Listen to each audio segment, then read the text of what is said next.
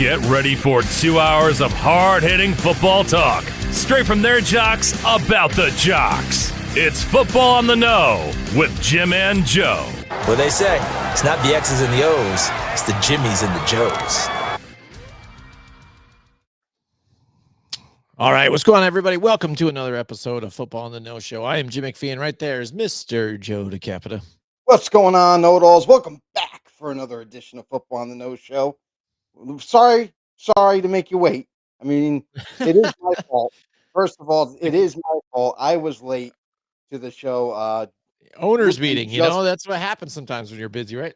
Exactly. Literally just pulled in the driveway, hopped on so we can get this damn thing going. But appreciate everybody that is tuning in, that is watching. Love you guys so much. If you can further show us some love, head over to our YouTube channel, hit the subscribe button, hit the thumbs up as well. And don't forget to tell a friend to tell a friend. Spread the word. Mm-hmm. Absolutely, Joe. So we've got a couple things planned for you guys out there. We're going to do our way too early predictions and some more stuff. Right now, let's get to some of the latest news going down. Joe, D-tackle Harrison Phillips traded to the Jets here. The Jets trying to bolster up their defense here. They put Phillips there now next to Quinnen Williams here, trying to help out that situation and pressure up the front. Harrison Phillips, ever since, playing with the Vikings here, has had his best seasons of his career yet. Overall, I think he had like 6.5 sacks, like 90 something tackles here. So a pretty good addition here from what they had here that the Jets were lacking, on the opposite side, in the tackle position for them. So a cool addition. It's not going to be, mind-blowing, but definitely something to help out Quinnen Williams here on the inside there, and a veteran to add some pressure here for that defense. Yeah, I mean, it's cool. It's one of those trades where it's like, all right, yeah, we got depth at the best thing. Like, even if Harrison Phillips starts, like, all he is a space eater. That's it. Like, so obviously they were looking for that kind of body type and someone to fill that void that they didn't have. So now they got one. Cool. Let's move on. Nothing big to report. Absolutely. And Joe, and recently today too as well, Sky Moore moving from the Chiefs now to the Niners, and the Niners having, like a couple teams here having wide receiver issues. For one, for them, this injuries nonstop. A couple guys suspended, and then also Juwan Jennings, with like a holdout, even though he hasn't really proven anything for this team yet. You hope that he would kind of step up and be that guy, but holding out. So now, looking at depth issues, a team that has guys like Robbie Anderson, and things like that on the team, chosen one, the chosen one, and others trying to make the squad here. So again, another trade that isn't mind blowing. Again, they swap, 2027, seventh round in a sixth round here. But a guy also that hasn't played a lot for the Chiefs here. They're, we were kind of puzzled when they went and drafted him anyways. But again, still, since playing with the Chiefs, again, not really seeing the field a lot. Known probably for his best moment here and for that game-winning touchdown reception where he was like wide open. Again, that's a shady call probably too. But exactly, something to add some depth here with a bunch of question marks here. Trying to vie for that spot here in a tough NFC West division.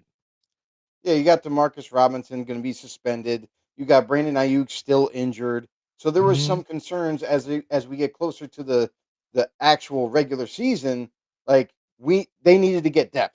The 49ers need to find a way to get depth or get more players in that position group, because they probably most likely are going to be without 2, maybe 3 receivers going into week 1. But they still got Juwan Jennings. I think he'll be back before the regular season starts. And they got Ricky Parasol, sophomore season for him. Looks really good. I know it's only preseason, but at least he looks like he has chemistry with Brock Purdy. So that's something to look forward to.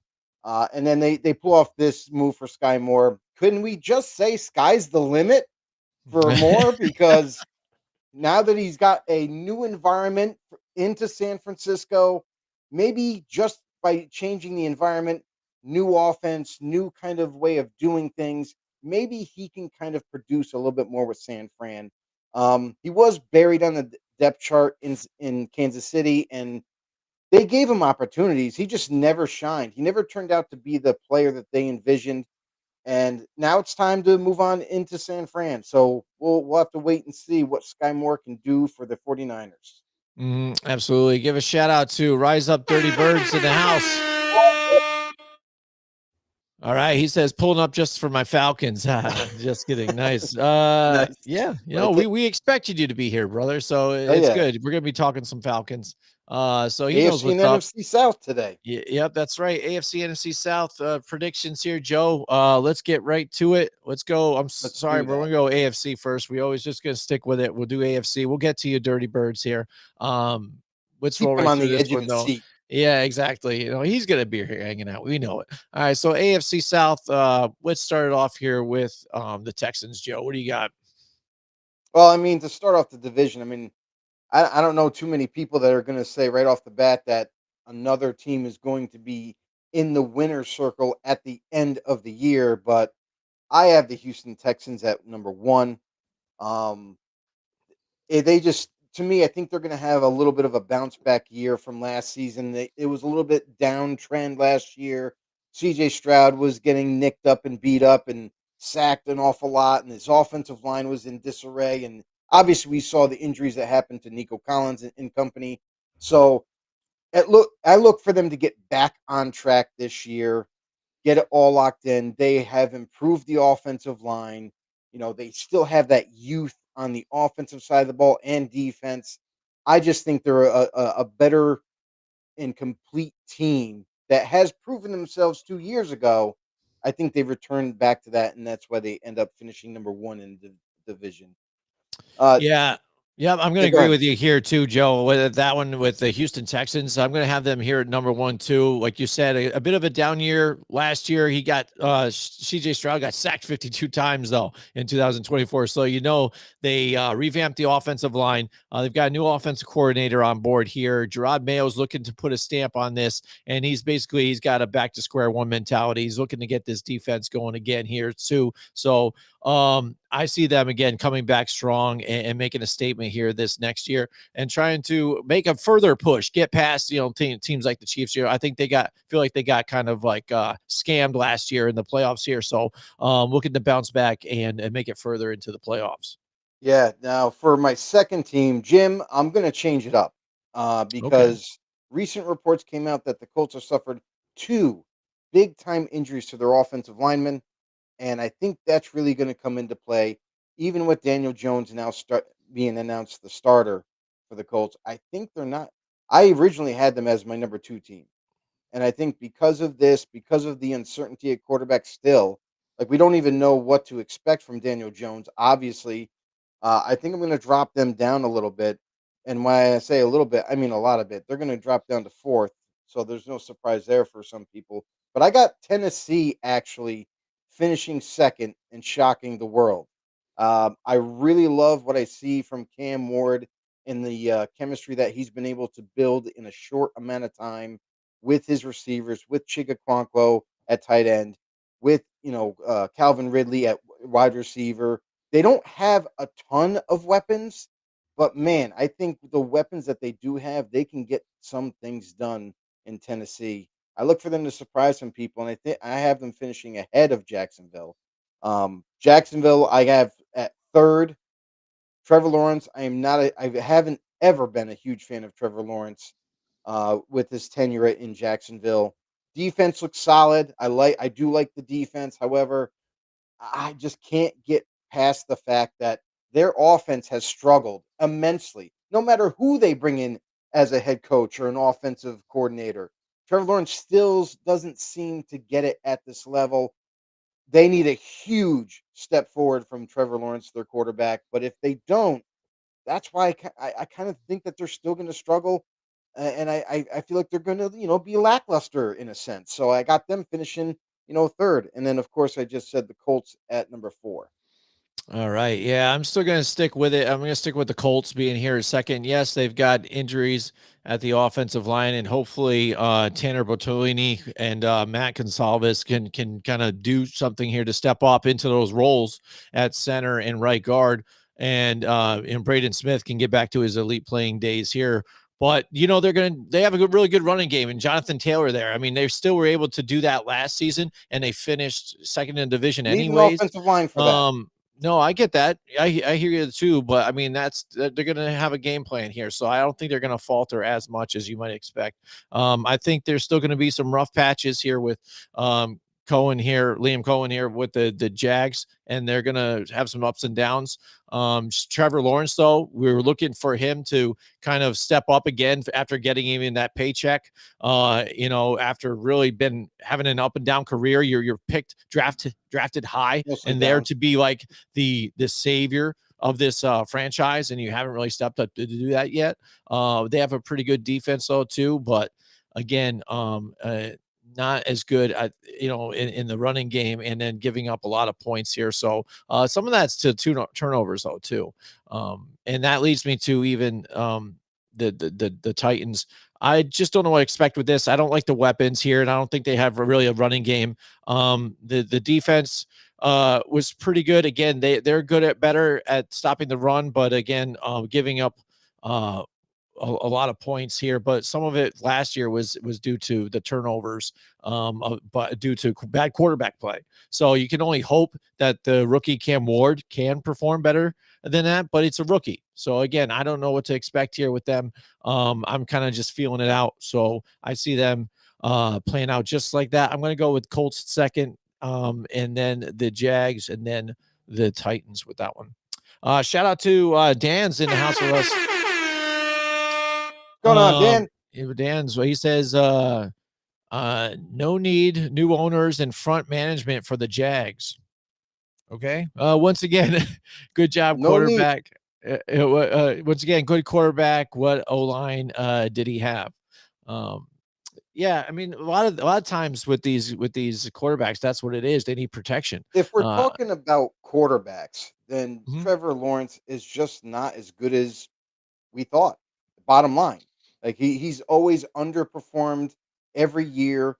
There was flashes when he first came into the league because defenses weren't sure how he was going to play. Everybody viewed him coming out of Clemson as a guy who's more like a dual threat, a guy who can make all the throws, but at the same time, he has a set of wheels. Mhm. So people kind of expected both sides of his game to show up. And all we've been seeing lately is a pocket passer who only runs once in a great while when needed to, but still continues to struggle to find the open man or get the receiver the ball. And poor decision making has crept up to him. And I don't know if it's because of the amount of times this dude has had to learn a playbook, or is it just him at playing at this level? So I'm sorry, I don't see anything from Trevor Lawrence so far to give me any kind of you know release of him maybe making that climb once again, and becoming the quarterback that a lot of people thought he would be. So I just don't think that at this point in his career, I think it's an uphill battle for him, and unless he shows something this Mhm. year, Mhm. people are going to start asking questions, and people are going to start saying, well, maybe this isn't our guy, maybe we still don't have him. And then you're going to probably see that team, that organization, maybe turn the page on. Yeah, definitely it's a prove year for him. Absolutely. Because again, you've got new head coaching there looking to try and put their stamp on the team. And you're hoping that he can kind of get it going, much like what he did with Tampa Bay. Daniel says, look what Eli did is just an average quarterback with a good O-line. Eli is still No, better than average, bro. false. You Eli know, was a really yeah, good yeah, quarterback. yeah, yeah. He's not just an average quarterback. Eli was really good. Yeah, Uh, yeah. yeah, yeah, no, Yeah, look what he did with an O-line, but then also, mediocre receivers. I mean, no name receivers, somebody again that he really had. no I mean, he had receivers. Plaxico Burris for a season or two. How many Yeah, receivers did Eli actually have that if you put them on another team, do they start? Right. Maybe Right. not. They've gone to other teams and really didn't play and start, you Right. know what I mean? And Right. failed. I mean, You know what I mean? who knows, right? Like with the, hindsight's 2020 if that ever happened. But like Mario Manningham, was he an elite Mhm. receiver? No. No. I mean, there was guys that, it to me it baffles me sometimes when we try to talk about a quarterback because we didn't like sometimes there's like the fan base liking the player or disliking him, and that's the reason why they think he's bad or good or indifferent. But man, the stats are there to prove all accounts. Like you can go and look at the Hall of Fame list of statistical analysis from each quarterback, and he's right up in in that top 15 to low top 10 conversation all time in Mhm. different categories. So, yeah, definitely a Hall of Fame type of quarterback, really good quarterback, and it showed, two times in the Super Bowl. All right, Joe, let's move on to the NFC South now. This is Dirty Bird's division. He likes it. Let's talk about the South here. What do you got? So for the NFC South, I have this is interesting to me. This division by far, I think a lot of people are kind of writing this division off as being one of the super weak teams, but this division to me is like the dark horse division, where this is kind of like the underappreciated, you know, underachieving type of teams in this cluster here. But I started off with Tampa as my number 1 team to finish the year. I think that with Baker Mayfield, the new additions that they've made, I really like what they've done. They're slowly turning over that receiver core to get younger with Emeka Buka, this year's draft pick in the first round. They also, and then in last year, in 2 years ago, they get Jalen McMillan, who showed flashes, actually even started some games for them and proved that he belongs, So, Mhm. along with Mike Evans, Chris Godwin is injured, but hey, they got these young kids that they're going to utilize. They're going to, show you what they can do every Sunday. And then the defense for Tampa, it's like there hasn't been much, departure. It's pretty much going to be the same kind of guys that have been there, have learned the system, are comfortable with it. So I just think from a consistency standpoint and how well Tampa Bay and the Bucks have been playing, last year, that how could you go any other way? So Tampa Bay's number 1 for me. Jim, I don't know if you have the Yeah. same thing. Yeah, I'm gonna do the same thing as well. Again, even though again you're looking at those three guys, or at least Tristan Wirfs and Chris Godwin being injured early on.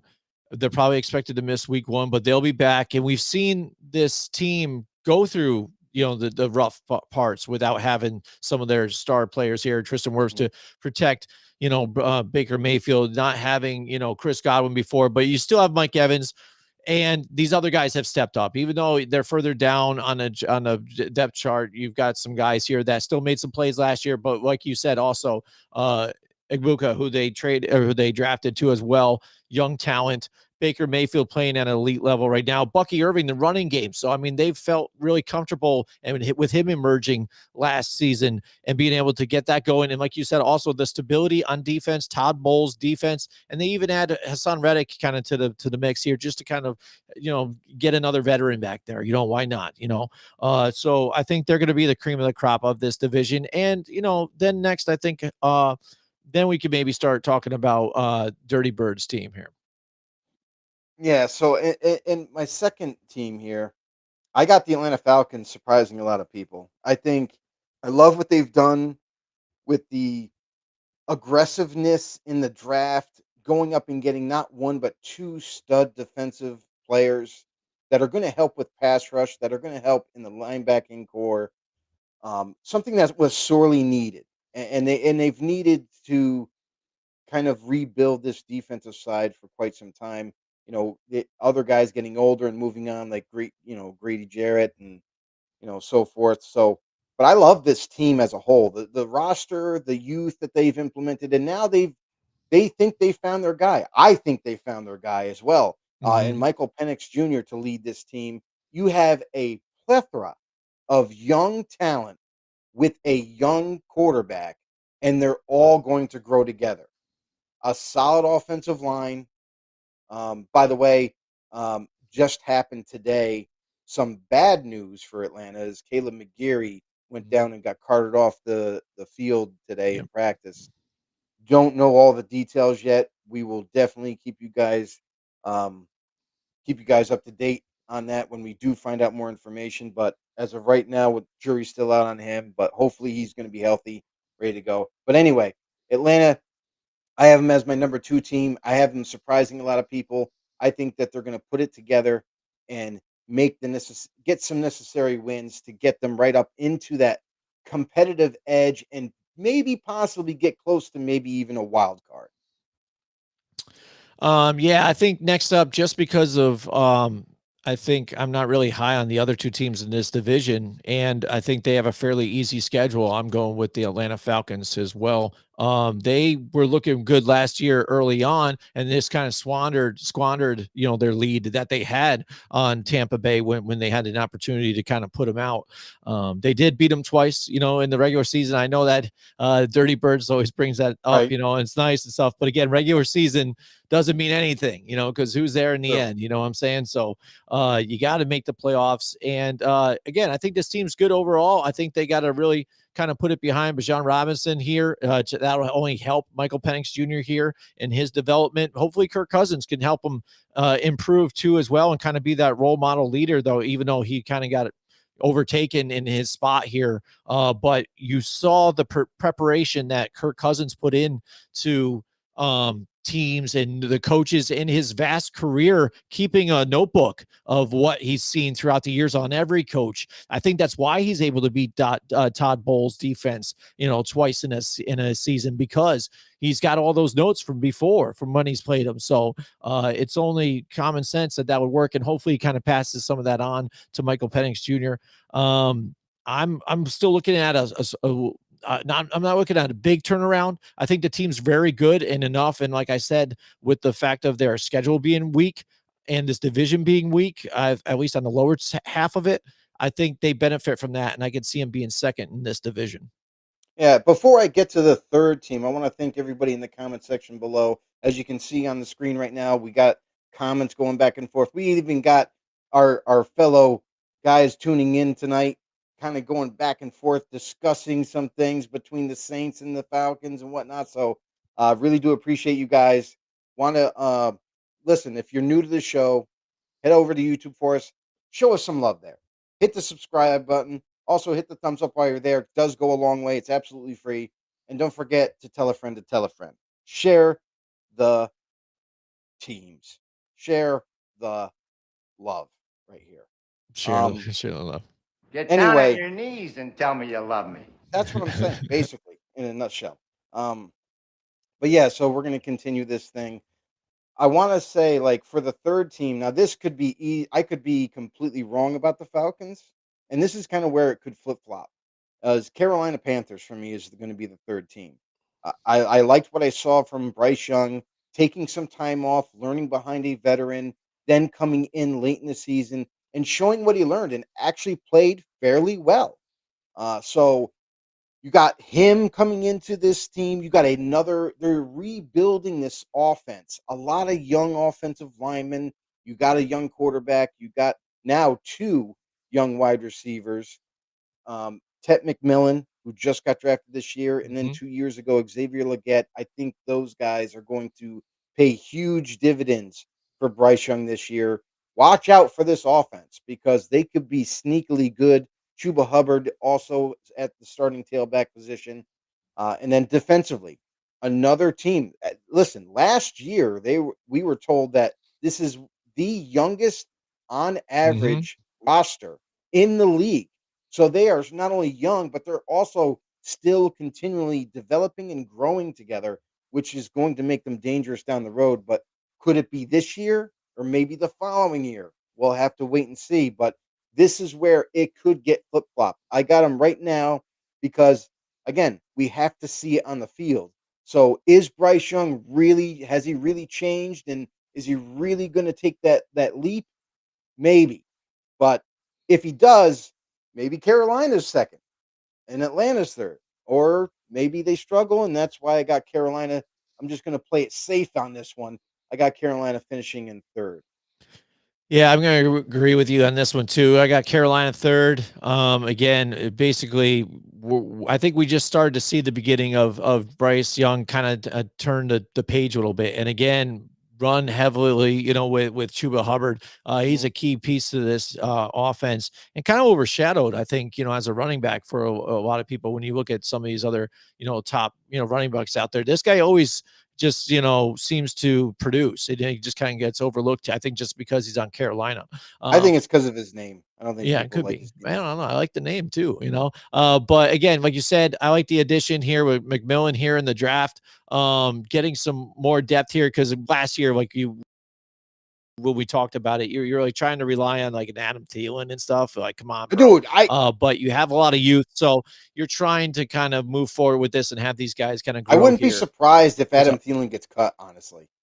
Like, I know we had Right? that segment, and he Right. was my guy that I was picking, because you look at this team, it's like, Mhm. dude, they drafted Ted McMillan. They had Xavier Legette. Now it's his second year. He's looking really good, really in shape, has worked on his route running. And then you also got Mhm. guys that you brought on that are like a veteran, you know, Hunter Renfro comes Renfro. back Yep. into the Yep. league. And man, when I saw Yep. practice film on him, he looks like the Hunter Renfro of old. Like he still can run Mhm. routes. He's routing up guys in the Mhm. secondary, and I love to see it. And I think he's more explosive than Thielen at this point. So that's going to be interesting to see too. Maybe there's a little bit of a veteran battle right there for a starting spot. Maybe gets pushed out of it, so we'll see. But yeah, Carolina, we both got them at at the third spot, and that Mhm. obviously that leaves Yep. none other than the New Orleans Saints. And this is interesting to me. This team is because if it wasn't for the big That is one big question pile of shit. marks at quarterback, then Yeah. this team would be a playoff caliber team. Like this team, roster wise, is ready to win, and they continue to Mhm. kind of revamp with the younger players in the draft in on defense and now on offense. They've rebuilt this offensive line now. It's all young dudes. It's all draft picks. Mhm. They're ready to go. And the unfortunate part is you got an aging running back in Elvin Kamara. You got Chris Olave, who's kind of been underwhelming, honestly. Like he either he's running the wrong routes or he's dropping the football or getting injured. Like one of those three seem to happen every year for this guy. And then, Rashid Shaheed lost him last year due to injury. So there's a lot of question marks. Obviously health is going to be a key thing for the receivers anyway, but quarterback is such a big question mark. I don't like what I see from him, honestly. Tyler Shook, the rookie that they just drafted this year, was supposed to be the guy. They really believe Mhm. that he could come into New Orleans and win the job outright and no concerns going forward. They're going to just rock with him and be okay. Well, he's been struggling lately. And it doesn't look pretty at all. He's turned the ball over in preseason on basic defense in the NFL. So, big questions. Spencer Rattler in his second year, it sounds like they're kind of almost favoring Rattler at this point of being their starter. Yeah. And is it good? Is it bad? Mhm. Well, we won't find out until the regular season, obviously. But if we had to guess, maybe that is the best decision because he has shown flashes. He's got another year under his belt He's got the more and experience. he's Yeah. healthier. Tyler Shook is coming from college and was beat up all the time. Has a little bit of a slender frame, so that's got to be concerning too. So I think with Rattler, we'll just say Rattler's going to win the job, and if that's the case, the Saints will be okay. But I don't see them entering into that playoff race. I don't see them finishing strong and becoming one of the better teams in this division at all. I think they're going to do they're going to struggle this year, bottom line. And it's because of the Mhm. inconsistency at the quarterback spot. So I know Kellen Moore is head coach and he's got the offensive mind and he's going to do what he normally does and he is. He's a good play caller. There's no doubt about it. But there's just it's the most important position is quarterback in this league, and if you don't have one, you're doomed to fail. And it sounds like from an Yeah. outsider's perspective looking into this team, they don't have one yet. So that's why we have them last. Right. Right. Yeah. And that's the thing too. It's like you said, your core is kind of getting there, especially on the offense, defensive, again, players, and I think stars at the skill I position like are their aging. secondary. Right.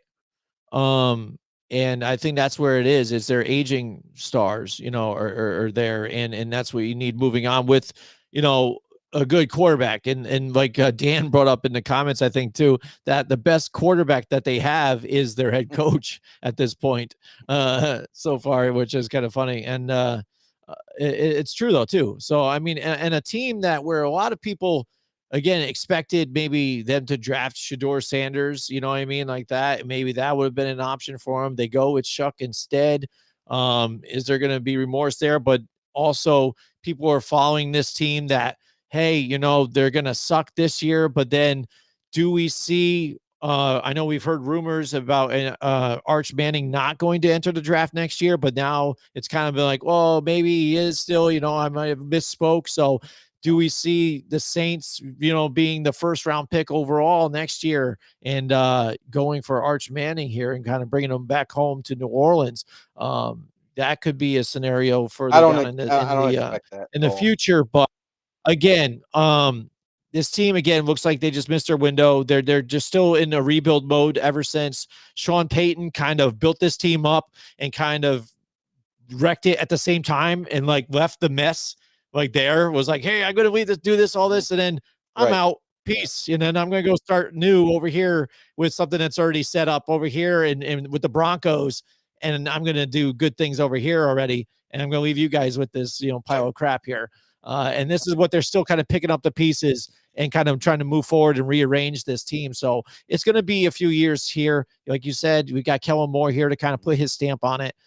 So this year, I really don't see much out of this team. The veterans are going to start to move on too. I think even I saw that Cameron Jordan, they've got him penciled in on the depth chart, not even as a starter. Are you kidding me? How is this guy still on the roster, period?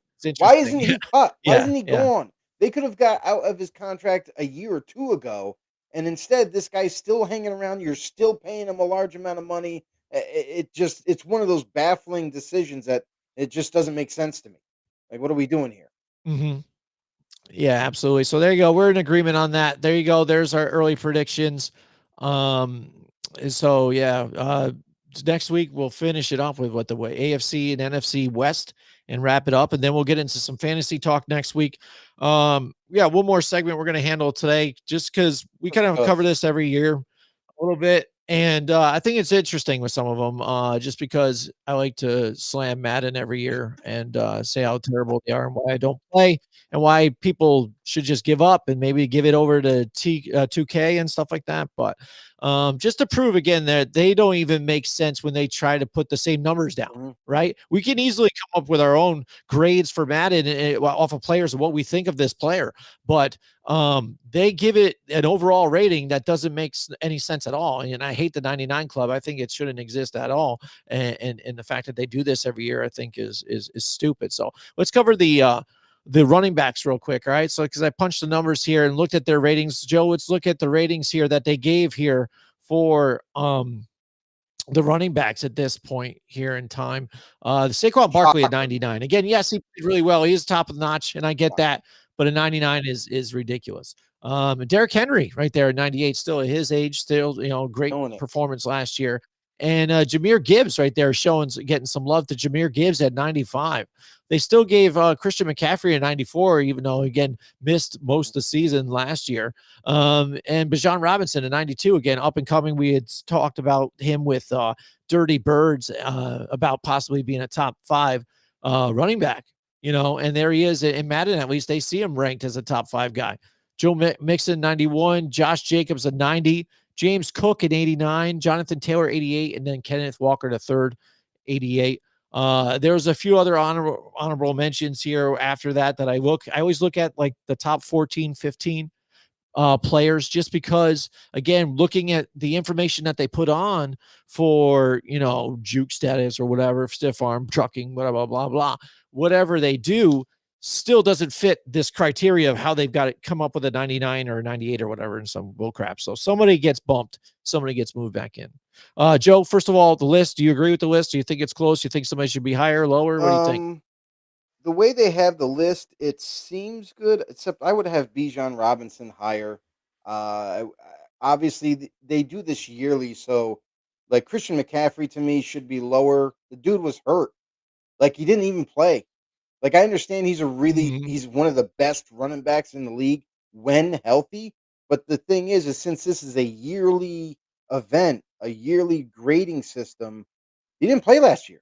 So he shouldn't be in the No. 90s. He should be like, hey, he got injured last Yeah. year. He should be like 88 or something. Due to injury. Yeah. You could even have an asterisk by it, whatever. But I don't have McCaffrey that high. I think even if you just swapped places with Bijan and him, that would be cool. I think Derrick Henry should be lower. I think Bijan should be in that 3 or 2 area. But all in all, I think it's kind of close to where the running backs did perform last year. Mm-hmm. All right, so here we go. Taking all the attributes that is a running back and things like that, I did the numbers that was provided by Madden on there, so you guys could do it yourself too. But I punched the numbers, and now this is the new ratings of the running backs and the way they should be based on their statistics. Boom, and then there you go. Saquon Barkley is there still at a 92. Derrick Henry comes in with a 90. Bijan Robinson an 89, Joe Mixon 89, Josh Jacobs an 89, and Jonathan Taylor all tied in an 89 right there. But again, with my system, Bijan Robinson again with point, whatever hundredths of a margin or whatever ends up being first out of the 89s, and that's how it goes here when they're all broken down. So that's your top 6 right there. And then Kenneth Walker there sitting there at an 88. Nick Chubb jumps right into the top 10, along with Aaron Jones and Kyren Williams. So these 3 guys at the end that were on the outside looking in jump right into the top 10 here based on what stats they gave them here, what they thought of them. Terrible. Joe, what do you think about these guys that Absolutely jumped in? Terrible. Here's my problem. So Kenneth Walker, to me, I was okay with Kenneth Walker being 10th, but never up higher than that. You got Nick Chubb in this thing. He didn't even play. He was injury riddled, couldn't even perform. Isn't that good anymore after the injury. Even in limited reps, the guy didn't make a difference. Aaron Jones, who's an aging guy. Yeah, did Aaron Jones have a decent year? Sure, he had a good year, actually. But I don't view Aaron Jones as a top 10 running back anymore. He is older, right. and it does help when you play on the Vikings and you get some creative offense there to kind of get you open more. But yeah, I think this list is gone insanity. Joe Mixon at 4. Joe Mixon is at 4, guys. Don't get me wrong. Joe Mixon had a great year last year, but also he suffered an injury, ending his season. We're still waiting for him to return right now. I do think that Madden should, when they rate these players, they should take into account that injuries. Like if the guy's out for the whole year, that's gotta hit you big. That's gotta be negative 10 points on your overall rating right away. And for Jahmyr Gibbs to not even be in the top 10 is blasphemy. It doesn't make any sense. One of the most electrifying running backs in the league is not even in the top 10, not even in that top 5 conversation. Right. It's ridiculous. Yeah, and I don't get that because again, what he had he was top 3 rated, I think, in that list originally. Yeah. So, but when you look down at all the running back stats, like they didn't show him love at all. So where the hell love. They just pulled it out? They're like, he did well last year. Let's give him this, and then tell us what you really think. And then he did, and they're he's not. Yeah, we just think you really sucked up. But you played on the Detroit Lions, and they played well, so you're up here. So, yeah, the list got blown up, Joe. I had to show it. I mean, because, again, it just shows you the madness that is Madden and what these people do when they break it all down here. The great minds of Madden and behind Madden and EA. So there you go. That's our Madden ratings. That's our show for tonight. Hope you guys enjoyed it. Thank you so much, everybody, for joining in. I know a couple more guys jumped in at the end. So again, we appreciate you guys jumping in. We want you guys always to leave a comment, even if the show's ending and stuff. Drop a comment. It always helps us out with the algorithm. And we read your comments anyways, whether it's post or pre or whatever. We love to check it out and respond. Joe, bring it out on this one. Tell everybody where they can find it. If you guys are new, check it out. If you like what you heard so far, where they can find First the off, show. tell a friend to tell a friend. Spread the word. Also, make sure to show us some love over on YouTube. Hit the subscribe button. Hit the thumbs up. It does help us out, believe it or not. It sounds real silly. You hit a thumbs up and it's going to help the show. It does, though, because it allows YouTube to recognize that, hey, people are engaging in the show. Maybe we'll show it to more people. Don't forget to share it as well. Thank you, everybody, for commenting today. It's been a blast. We want to hear from all you guys. If you're new to the show, or if you're just going to watch this another day or just hear about it, want to hear from you guys, comment down below. Who are your division winners in the AFC South and the NFC South? Who do you guys have lined up? Who do you think? How does the division finish for you guys? If you got any issues, drop it in the comments as well. Hey, we're not afraid of hearing some negativity. Hell, we got berated by Eagles fans when we said Jalen Hurts isn't a top 5. And for some of us, not even a top 10 quarterback. So say what you want, but we stick by our guns, and we're going to always give you the truth, based off of what we think. So appreciate you guys. We'll see you in the next one.